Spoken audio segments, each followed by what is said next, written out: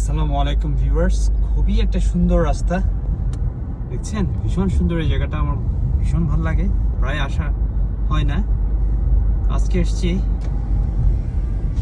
আপনাদের সাথে কিছু কথা শেয়ার করি।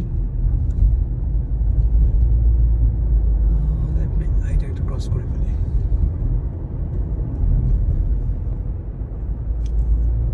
আচ্ছা, যেটা বলতে চাচ্ছিলাম, আমরা যখন বিদেশে আসি বলছেন, আমরা অনেক ক্ষেত্রে হয় কি স্কিল নিয়ে আসি না। আপনি অবাক হবেন, এমন মানুষ আছে যে 30 লক্ষ 40 লক্ষ টাকা খরচ করে বিদেশে আসে অবৈধ পথে কষ্ট করে, কিন্তু দেখা যায় এই 40 লক্ষ টাকা খরচ করে যিনি আসছে উনি 4,000 টাকার একটা কোর্স করে আসে না, 5,000 টাকার একটা কোর্স করে আসে না।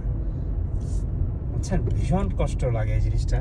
এবং আসার পরে হয় কি ওনার স্ট্রাগল, কষ্ট শুরু হয়।